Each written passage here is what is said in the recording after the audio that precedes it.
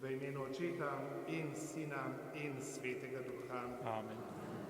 Milost našega Gospoda Jezusa Kristusa, ljubezen Boga Očeta in občestvo Svetega Duha z vami vsemi. In s tvojim duhom. Pozdravljeni, bratje in sestre z izkušnje ločitve.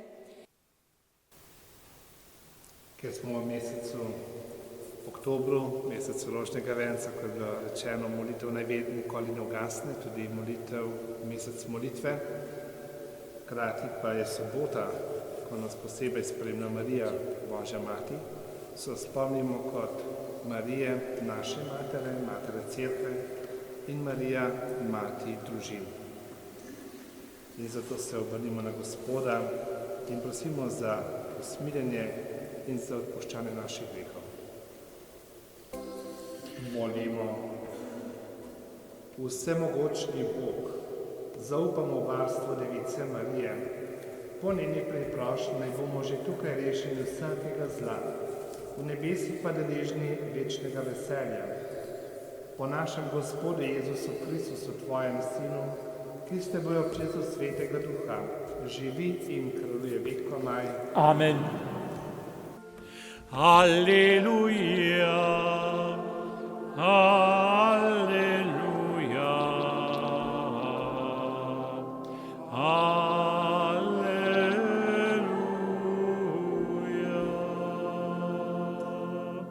Tvoja beseda je svetilka mojim nogam in luč na moji stezi.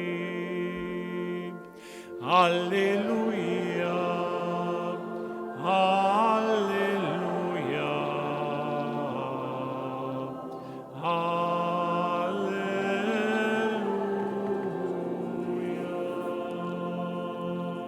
Tisti čas, ko je Jezus govoril množicam, je neka žena iz množice povzdignila glas in mu rekla: Blagor telesu, ki te je nosilo, in prsim, ki so te dojile.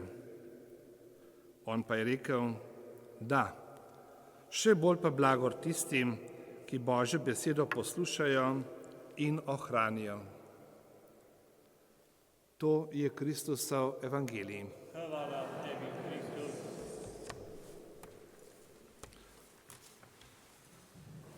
Dragi pater Vid, dragi bratje in sestre, vesel sem, da sem z vami.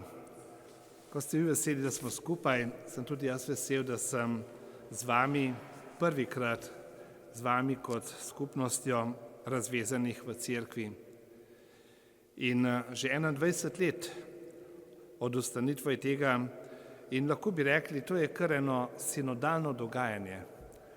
Tako kot se zdaj velikokrat govori o spremljanju, poslušanju, govorjenju, izpovedih, to delate vi že 21 let v tej skupnosti in bi lahko rekli, ja, ste sinodalni že od vsega začetka. In kako je to pomembno? Dejansko je to pot, ki nam jo daje Gospod. Ko nas povabi, kot tista dva učenca na poti, vemo, se povpraša, kaj pa bi dva razmišljata? Kakšni so pa vajni pogovori, kakšne so vaše misli? In Jezus najprej posluša. Posluša vsakega posebej z njegovo zgodbo. Potem, ko pa povesta vse svoje razočaranje, bolečino, vso, kako rasta proč. Potem pa začne Jezus, pa vse od začetka, od začetka. In tako smo tudi mi zbrani tukaj, da bi si bili v medsebojno pomoč, da bi si bili skupaj v opogumljanju in v molitvi. Ob vstopnih besed, pozdravnih besedah, ko ste rekli, kako dobro je, da vas cerkev sprejema, prepoznava in da ste povezani tudi škofi, svojih škofij, sem si mislil, saj ste vedno otroci cerkve, saj nikoli niste nehali biti. Tudi če se je zgodila ločitev v vašem življenju, s tem niste prenehali biti kristjani ali ljubljeni Božji sinovi in hčere. Papež nas v svoji spodbudi radost ljubezni o zakonu in družini nagovarja z čudovitimi besedami in postavlja pred nas en ideal krščanske družine, krščanskega zakona. Pokaže en čudovit božji načrt, v katerega je vsak človek poklican. Hkrati pa papež priznava, ko govori o različnih načinah družine, da je pravzaprav vsaka družina tudi nepopolna in ranjena. In to na različne načine. Seveda stremimo k idealu, hkrati pa papež predstavlja tudi tisto zelo stvarno področje, kjer so nepopolni zakoni, nepopolne družine, kjer je veliko bolečine. Ampak mi verujemo v Gospoda in smo vedno Božji sinovi in hčere. In oče pošilja svojega sina k človeku, da pomaga. Ne zato, ker smo tako odlični, ker smo tako fajn, ampak zato, ker ga tako potrebujemo. In tako Gospod vstopa v vsako situacijo na zemlji, k človeku, k apostolu. Dobro poznamo, kako je začel svoje javno delovanje prav na poroki v Kani Galilejski. Približa se Samarijanki, ki je imela že 5 mož. Približa se grešniku, cestninarju. Približa se človeku, ki je bil hrom zaradi grehov že toliko let.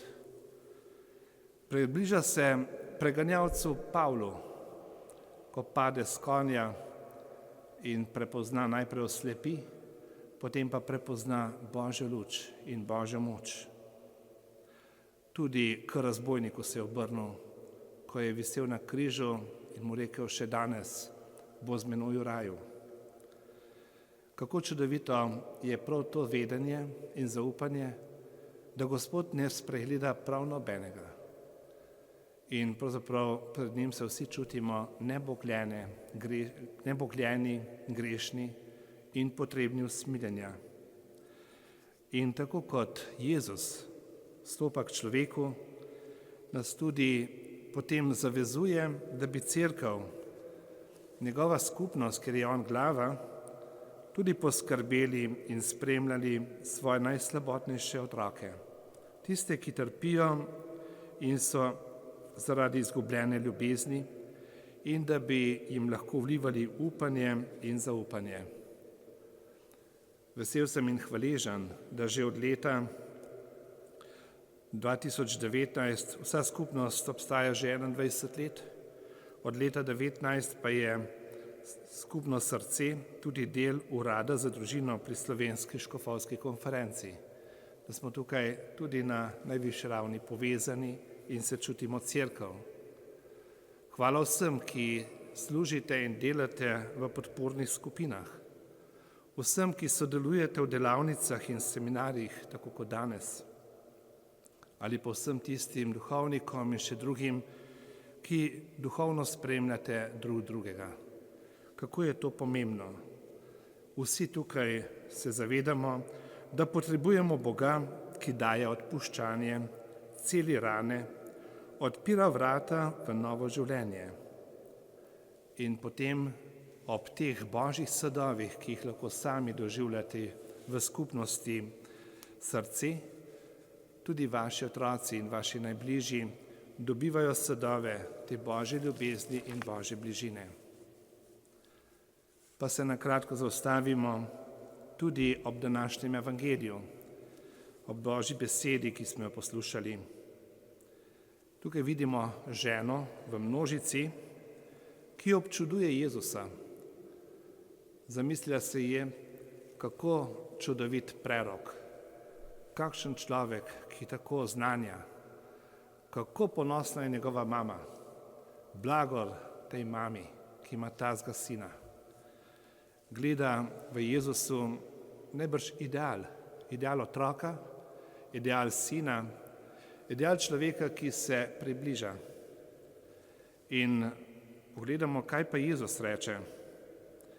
Jezus pa pravi, ja, res, blagor tej ženi, moji mami, ampak ne samo zato, ker je moja mati, ampak ker je prva poslušala Božjo besedo in jo ohranila v svojem srcu.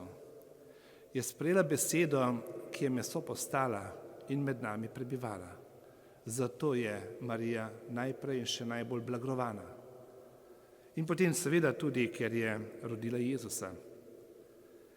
In mogoče, tako kot ta žena, ki gleda v Jezusu in Mariji, pa Jezusovi družini, en ideal, pomislimo, kako tudi vsak od nas, pa posebej vsak mlad človek, ki načrtuje življenje, sanja, da bi imel idealno družino, idealno ženo, idealnega moža, idealne otroke, da bi bili mi, ki smo posvečeni, idealni duhovniki, spovedniki, pridigari, da bi človek, ki ustvari družino, imel idealno službo in bi lahko čudovito ali pa slišal blagor temu človeku, blagor tej ženi.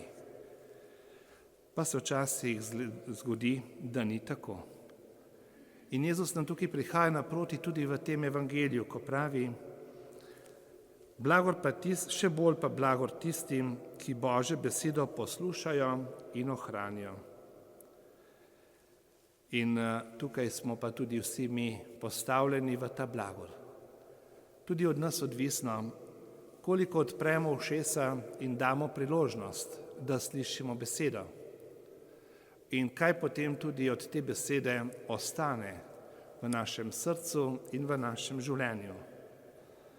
In vedno znova smo poklicani na mnoge načine v župnijah, v skupnosti srci, v preizkušnjah, kjerkoli že smo, da bi odpirali ušesa za Božjo besedo.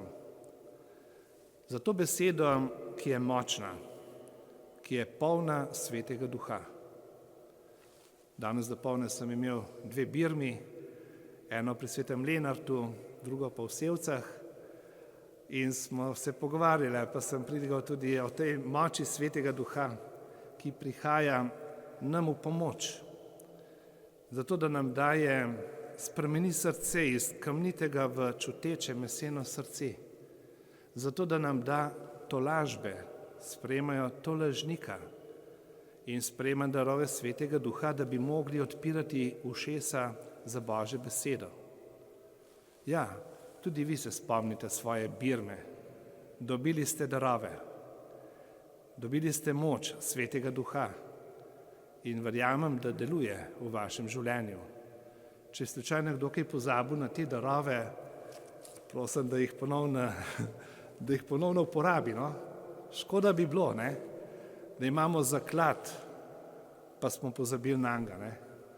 Uporabimo te darove, uporabimo te zaklade, ki smo jih prijeli pri birmi. No in ta beseda je polna Svetega Duha, je močna in Gospod nam po tej besedi odpira odrešenje, da bi bili rešeni greha in zla. Vabi nas k spreobrnitvi in sprejetju Božje besede, Božjega kraljestva, kot je Jezus oznanil za začetku. Spreobrnite se in Božje kraljestvo se je približalo, verujte.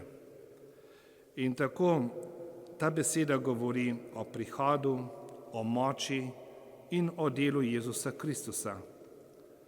In glejte, koga nagovarja Jezus. Vse po vrsti, kot sem prej rekel. Apostole je poklical, nagovarjal je cestinarje, grešnike, množice, pismouke in farizeje, velike duhovnike, vse mogoče ljudi. Prav vsem se je obrnil in jih nagovarjal. Najbolj pa so mu prisluhnili ubogi in ranjeni. In tako Gospod lahko govori tudi meni in tebi. Kdo od nas pa ni ranjen? Kdo od nas pa je brez greha? In tako vsi potrebujemo Gospoda. In hkrati je prav, da se spomnimo vedno znova, da smo ljubljeni Božji sinovi in hčere, ljubljeni Božji otroci. In prav take, Jezus pravi, pridite k meni vsi, ki se trudite in ste obteženi, in jaz vas bom poživil. želi k sebi privabiti vsakega od nas in pomagati. Seveda, najprej z odpuščanjem in nas nagovarja k temu, ko smo ljubljeni, ko se nam ni treba bati pred Bogom, takrat ga lahko prosimo tudi za odpuščanje. Da odpuščamo sebi, svojim bližnjim, vi svojemu sozakoncu, drugim ljudem, ki so mogoče krivi ali so kakorkoli že bili zraven v tej tragediji.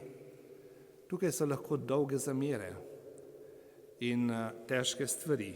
Jezus pa pravi, odpusti, izpusti iz svojih rok tistega, kar se mogoče človek včasih oklepa, drži, ki tako smrdi in tako nam dela napotje v življenju, pravi, odpusti, izpusti, da je to preč. In pri spovedi, v zaupanju, se to zgodi.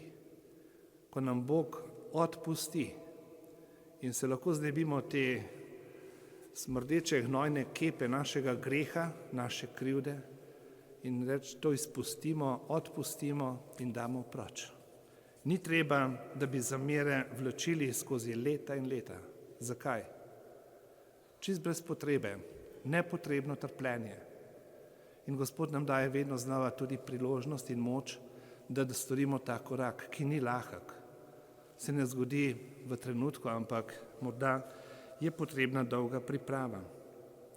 Zato je tista velika milost, da lahko stopimo k sveti spovedi in slišimo odpuščeni so ti grehi, jaz te odvežem tvojih grehov, tvojih stvari, ki si jih narobe naredil, za kar si kriv tudi sam, da je šlo tako, kot je šlo. In Gospod nam odpušča in pravi, pojdi v miru in ne greši več. Tako je rekel svoji tisti grešnici, prešušnici, ko so jo hoteli kamnati, pa je rekel, tudi jaz te ne obsodim, pojdi in ne greši več. In tako nam Gospod daje možnost za vedno nov začetek, daje nam upanje in možnost, da spremenimo. Tako kot je to doživela Samarijanka, ki je iskala moža za možem, pa nikoli ni bilo tisto ta pravo. In šele, ko se je srečala z Jezusom, je doživela živo vodo, da je lahko tukaj zajela ob Jezusovi besedi živo vodo, ki je dala življenje, ki jo je umila in jo tudi odžejala. Odžejala tisto njeno neskončno hrepenenje in žejo po ljubezni. Jezus je potešil to veliko žejo. Dragi bratje in sestre, že prej je bilo rečeno, kako pomembna je molitev. In tukaj vas povabim, da veliko molite.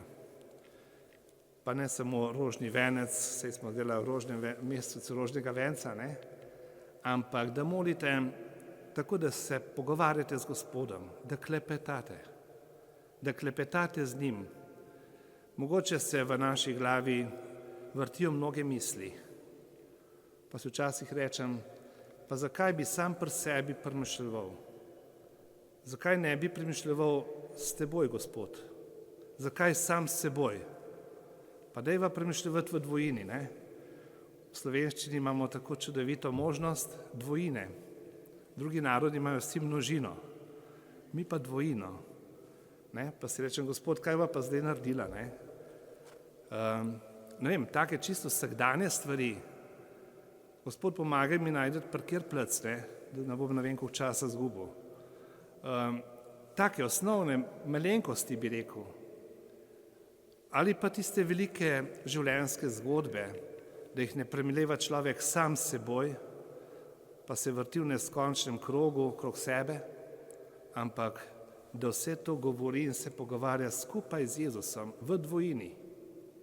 Ja, vabim vas, ker nimate moža ali žene, pogovarjate se z Jezusom v dvojini. In Jezus je tista oseba, ki najbolj zaupate, ki vas sprejema, vas ljubi in spremlja.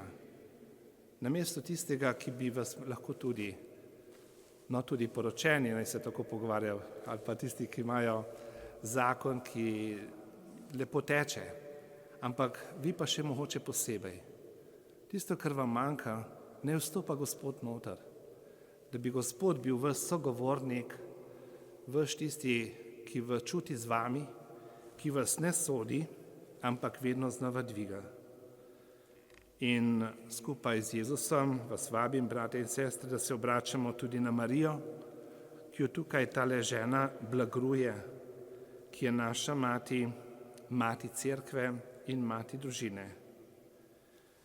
Naj bo ta Božja beseda, ki jo prebirate tudi v Svetem pismu, vedno z vami, ker je polna Svetega Duha in daje moč in daje tolažbo in ta Duh, Sveti Duh, tolažnik, naj bo vedno z vami v vašem življenju. Amen. Nebeški Oče, pred Tebe prihajamo s svojimi prošnjami in Te prosimo za potrebe in za vse stvari, ki jih čutimo v lastnem življenju. Dobri Bog, prosimo Te za cerkev, da bi bila vedno dom za vse ljudi. Prosimo Te, blagoslovi papeža, škofe, duhovnike, diakone in vse druge cerkvene voditelje, podeli jim modrosti, da bodo vodili Tvoje ljudstvo po upravičeni poti in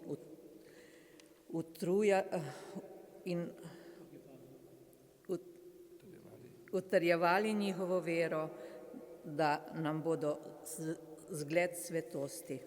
Prosimo Te, usliši nas. Dobri Bog, pomagaj materam in očetom, da bodo kljub svoji žalosti, jezi in vsem težkim občutkom v času razveze in po njej delovali v največje dobro otrok. Prosimo Te, usliši nas.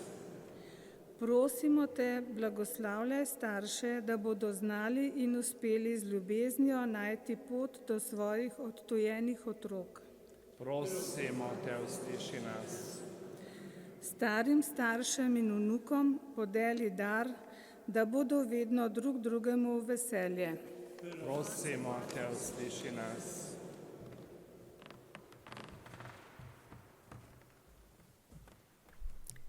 Gospod Jezus Kristus, ko spremljamo novice o napredovanju vojne, molimo in prosimo za spremembo src in misli, za umiritev razmer v Ukrajini in sveti deželi ter povrnitev dialoga. Odpri svetovnim voditeljem oči, da bi spoznali, da je svet naš skupni dom, da bi se odvrnili od vojne in bili sposobni najti mirno rešitev. Prosimo Te, usliši nas. Dobri Bog, prosimo Te, da bi z mirom v srcu zmogli odpustiti našim bivšim možem in ženam vse tisto, s čimer so nas ranili in prizadeli, da bi zmogli odpustiti našim primarnim družinam, prijateljem in sorodnikom, ki nam ob težkih trenutkih niso znali ali zmogli stati ob strani, predvsem pa, da bi zmogli odpustiti sami sebi, da smo mnogi pogosto predolgo vztrajali v nefunkcionalnih in bolnih partnerskih odnosih. Prosimo Te, usliši nas. Gospod, rekel si, mir vam zapustim, svoj mir vam dam, a ne kakor vam ga da svet, vam ga dam jaz.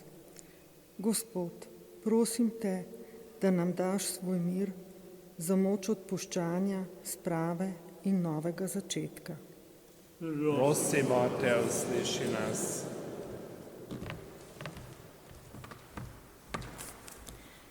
Dragi Bog, danes se obračamo k Tebi, srcem polnih spominov na naše ljubljene, ki so nas zapustili. Prosim Te, da jim podariš večni mir in svetlobo v Tvojem kraljestvu.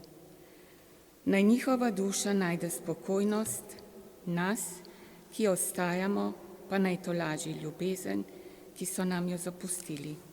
Prosimo Te, usliši nas. Nebeški Oče, sprejmi vse te prošnje in še druge, ki so ostale neizrečene v naših srcih po Kristusu našem Gospodu. Amen. Po Kristusu, s Kristusom in Kristusu, Tebi vsemogočnemu Bogu Očetu, v občestvu Svetega Duha, vsa čast in slava na vse veke vekov. Amen.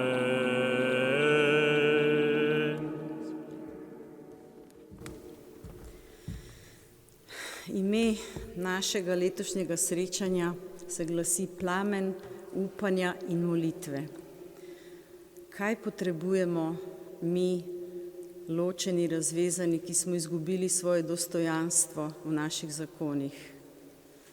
Kako bi drugače, kot se obrnili na našega nebeškega Očeta v molitvi, saj molitev je najmočnejše orožje v vseh situacijah. Takrat smo sami, takrat smo z Bogom, takrat smo križani, tako kot je bil križan nas Jezus.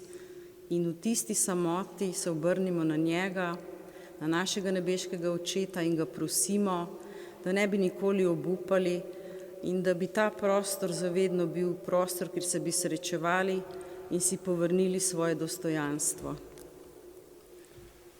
Oče naš, ki si v nebesi, posvečeno bodi tvoje ime, pridi k nam tvoje kraljestvo, zgodi se tvoja volja, tako v nebesi, tako na zemlji. Daj nam danes naš vsakdanji kruh in odpusti nam naše dolge, kakor tudi mi odpuščamo svojim dolžnikom, in ne uvedi nas v skušnjavo, temveč reši nas zlega.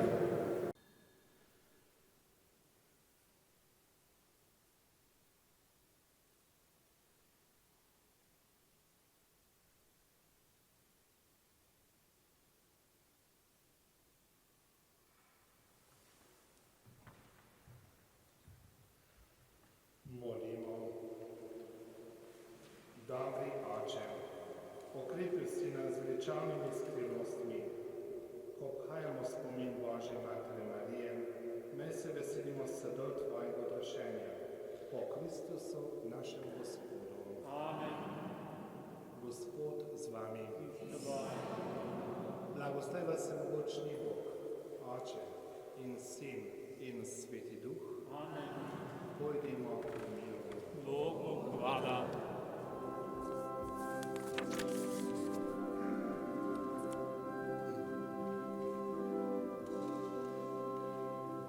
Lepa si, roža Marija, tebe časti same viška družina. Angel